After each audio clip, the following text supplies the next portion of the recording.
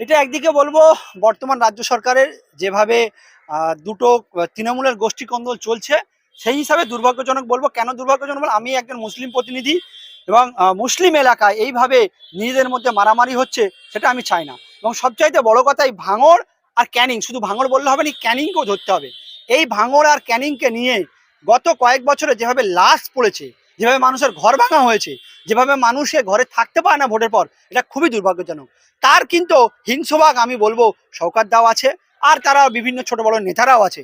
এবং এই যেভাবে সাংবাদিক সম্মেলনে করে ভাঙড়ের আমাদের প্রাক্তন বিধায়ক আরাবুল দা এবং যেখানে কাইজার সাহেব যিনি জেলা পরিষদের সদস্য ছিলেন, এবং এরা যে অভিযোগগুলো করেছে নাকি সামনে রেজ্জাক দাউকে যে খুন করা হয়েছে সেটাও নাকি তার নেতৃত্বে শওকত মোল্লা, এবং বিভিন্ন যে মার্ডার খুন হয়েছে তার নেতৃত্বেও শওকত মোল্লা। এবং সবচেয়ে বড় কথা বলছে 50টা এরকম খুনের বিষয় আমরা আছে খাতা খুললে সামনে পাবো যেখানে নাকি শওকত মোল্লা দা জড়িত আছে।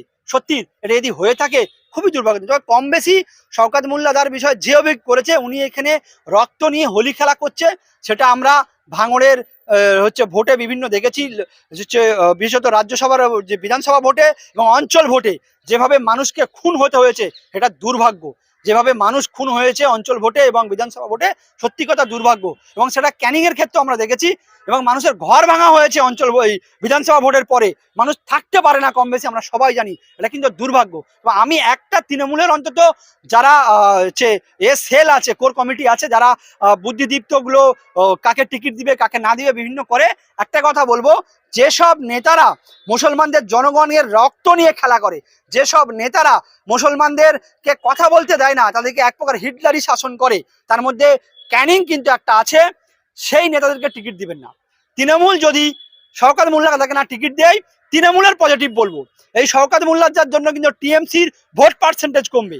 টিএমসি যদি শওকত মোল্লাকে হেঁটিয়ে একটা ভালো মানবিক সামাজিক ব্যক্তিকে দেখ, শওকত দাকে দিতে আমি বলছি না, মুসলিম লোক একটা হিন্দু ভালো লোককে দেখ, হিন্দু উদার মানবিক লোককে দেখ। আমি মুসলিম ক্যান্ডিডেট চাই না, কিন্তু আমি যারা মুসলমানদের নিয়ে হোলি খেলে, জনগণের নিয়ে হোলি খেলে, সেই নেতাদেরকে সরকারকে বলবো, তৃণমূলের মমতা দিদিকে বলবো, অভিষেক দাকে বলবো, তাদেরকে সরিয়ে দেন।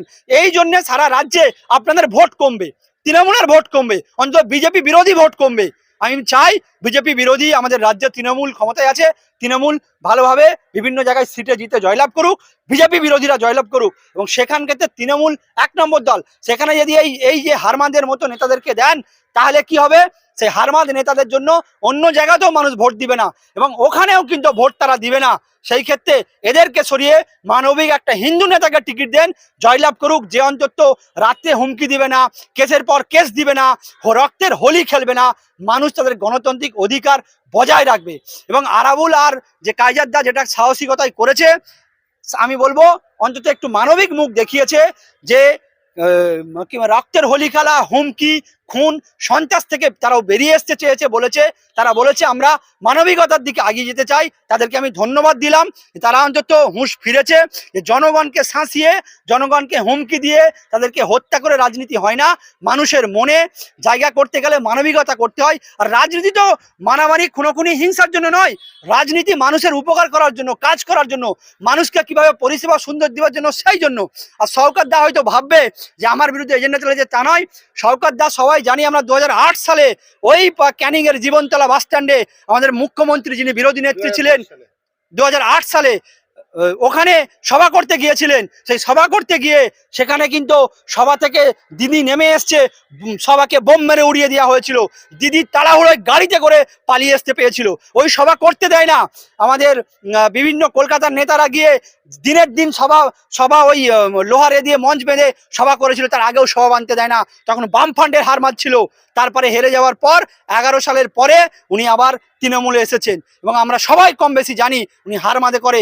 আমি চাই সত্য, মানবিক এবং একজন জন উপকারী নেতা ওখানে নেতা হোক, আমার এই রকম চাই না। এবং তৃণমূলকে ওই নেতাদেরকে বাতিল করে তৃণমূলকে দলকে যেন মানুষ ভালোবাসতে পারে, সেটাও আমি অন্তত অভিষেক দার দিদিকে বলবো, ওইদিকে মানবিক হবেন। সমস্ত দায় শওকত মোল্লার ঘাড়ে চাপিয়ে দিয়ে তারা তাদের নির্দোষ বললে ভাঙড়ের বা পশ্চিমবাংলার মানুষ মেনে নেবে না? মেনে তো নিবে না, সেটা আলাদা ব্যাপার।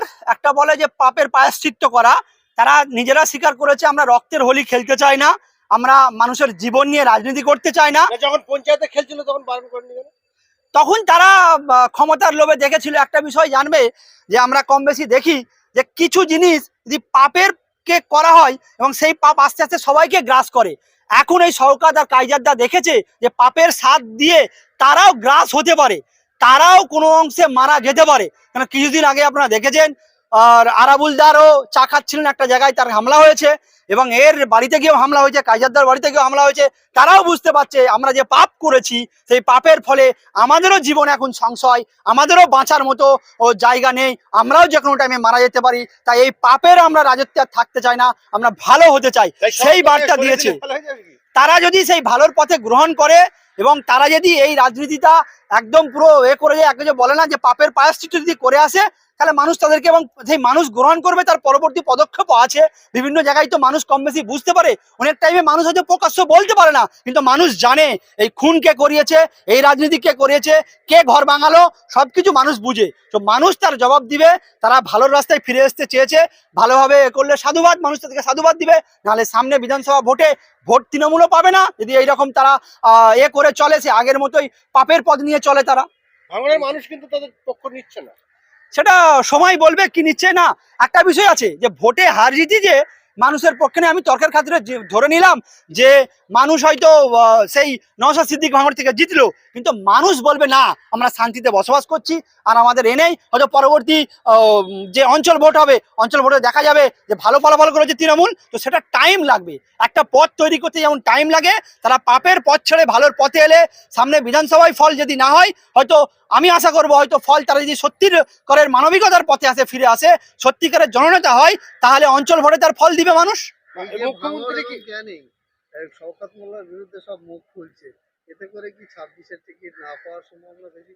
আমি একজন মানুষ হিসাবে, আমি একজন জনগণ হিসাবে বলবো, যারা খুনের রাজনীতি করে, যারা মানুষেরকে ধমকানি চমকানি রাজনীতি করে এবং যাদের বিরুদ্ধে খুনের স্ট্যাম্প আছে, সেই নেতাদেরকে সরিয়ে স্বচ্ছ মুখ আনুক।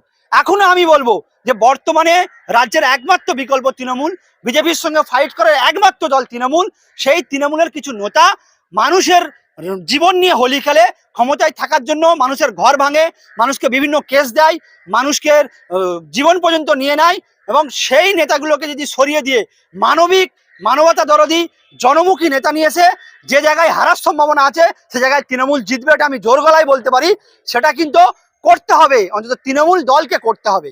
সেক্ষেত্রে যারা এরকম খুনের রাজনীতি করে তাদেরকে টিকিট না দিয়ে ভালো মানবিক ব্যক্তিকে টিকিট দেওয়া। এক্ষেত্রে অপরাধীকে প্রশ্রয় দেওয়ার ফলেই এটা যদি আজ ভালো ব্যক্তিত্ব, যদি এই ক্যানিং আর ভাঙড়কে যদি ভালো ব্যক্তিত্ব শাসন করতো, তাহলে আমি মনে করি যেভাবে নওশাদ সিদ্দিক সিট পেয়েছে, এই সিটটা পেত না, সেইখানেই কিন্তু টিএমসি জয়লাভ করতো। কিন্তু সেই একটা সিটের জন্য সারা বাংলায় আরো 5টা সিট পাবে এমন পথ তৈরি করে নিয়েছে। সেক্ষেত্রে কিছু ভুল করেছে, সেই ভুলের মাসুল কিন্তু ভাঙড় গেছে, আরো কিছু সিট যেতেও পারে। সেটা যদি রিকভারি করে ভালো মানবিক মানুষদেরকে এবং এই খুনের রাজনীতি যদি অবসান ঘটায়, তাহলে আবার তৃণমূল সরকার আবার